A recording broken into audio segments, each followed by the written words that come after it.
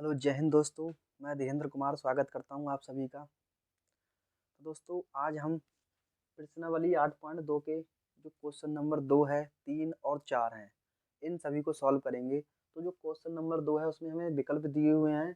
इसमें 4 विकल्प हैं और इन चारों विकल्पों को हमें क्या करना है, सॉल्व करना है। तो हम यहाँ देखेंगे कि पहला जो विकल्प है वो कह रहे हैं, इसमें कहना है 2 10 30 अंश और अपॉन में है 1 + 10 स्क्वायर 30 अंश। तो इसके बराबर इनमें से कौन सा सही है। 4 विकल्प दिए हुए हैं, तो हमें सबसे पहले क्या करना होगा, हम इसको सॉल्व करेंगे। तो यहाँ देखेंगे 2 10 30 अंश और अपॉन में 1 + 10 स्क्वायर 30 अंश। तो हमें पहले 10 30 अंश का मान पता होना चाहिए और 10 30 का मान होता है 1/√3। तो हम इसको सॉल्व करेंगे तो ये हो जाएगा 2 गुणा 10 30 का मान होता है 1/√3/1 प्लस और 10 30 का 1/√3 होता है मान।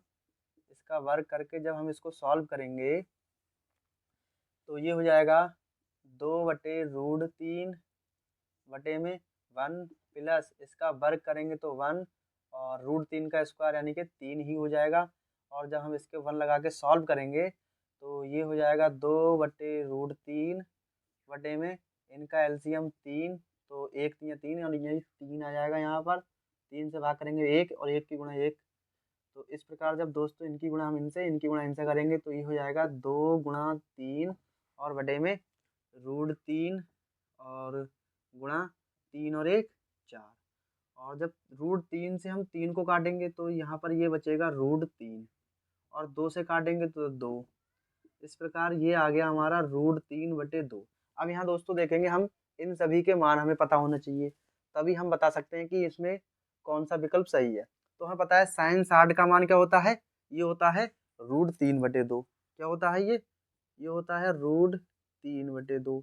और जो cos 60 है इसकी वैल्यू होती है 1/2।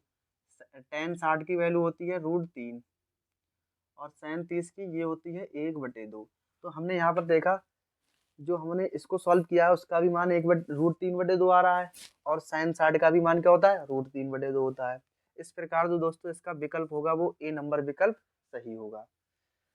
सेकंड नंबर है, कह रहे हैं 1 - 10 स्क्वायर 45 अंश और अपॉन में 1 + 10 स्क्वायर 45 अंश।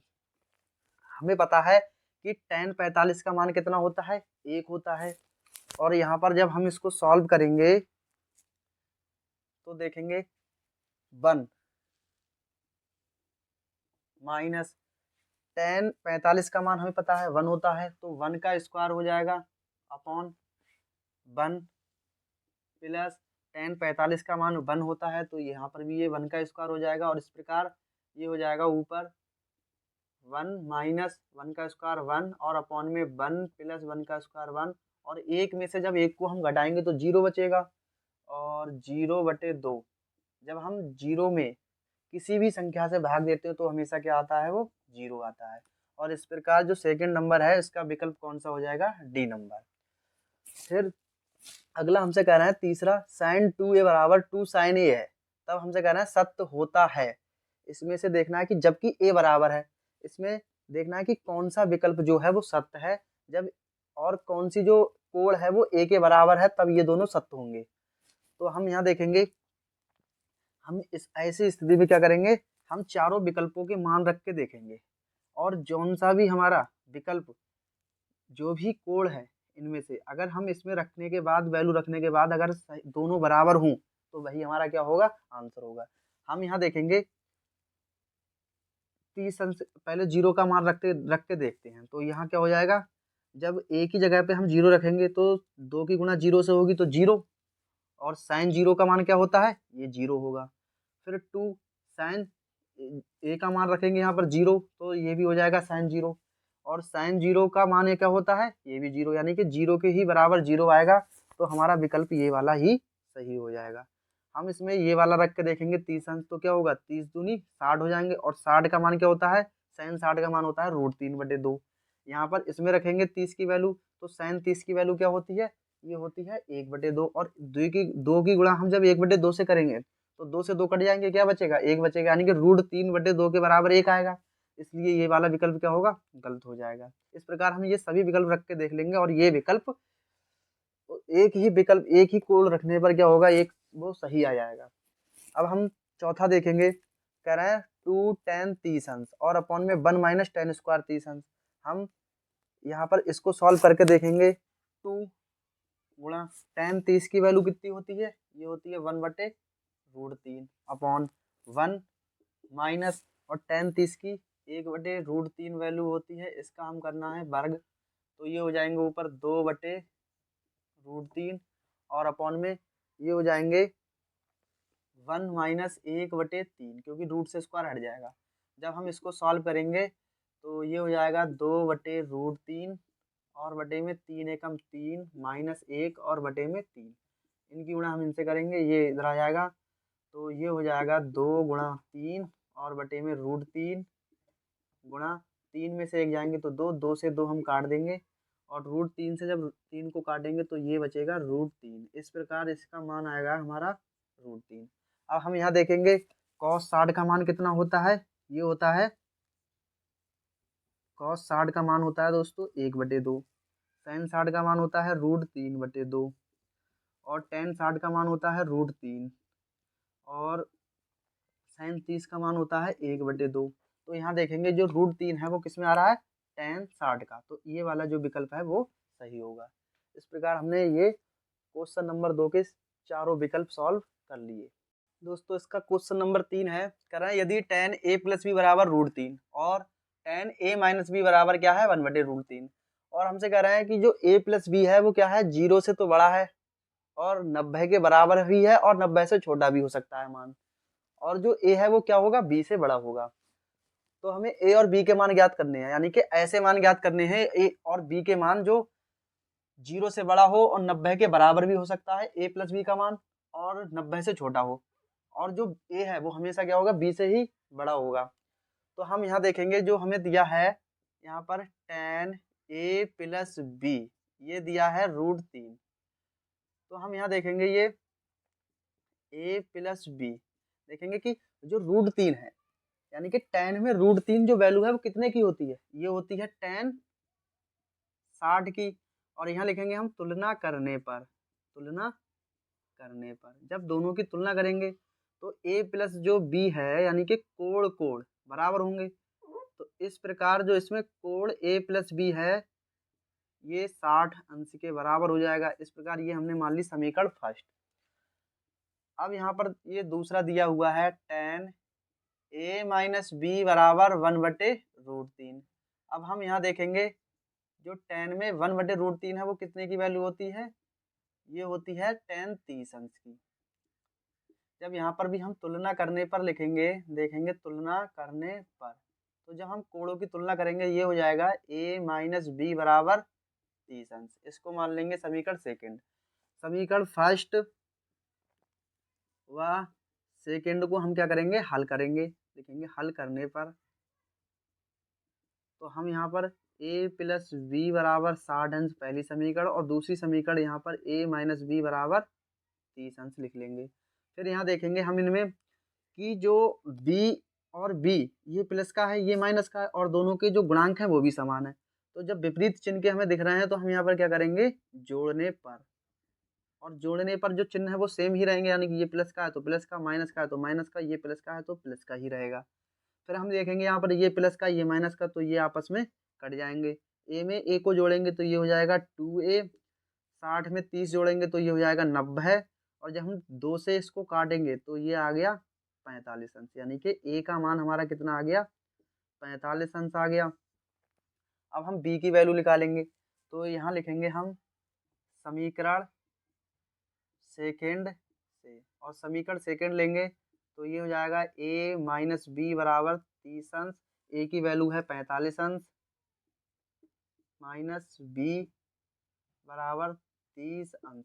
तो b की जब वैल्यू निकालेंगे तो b को उधर लेके जाएंगे, ये प्लस का हो जाएगा, 30 इधर माइनस का हो जाएगा, तो ये हो जाएगा 45 अंश माइनस के 30 अंश, यानी कि b की जो वैल्यू है वो हमारी आ जाएगी 45 में से 30 जाएंगे यानी कि 15।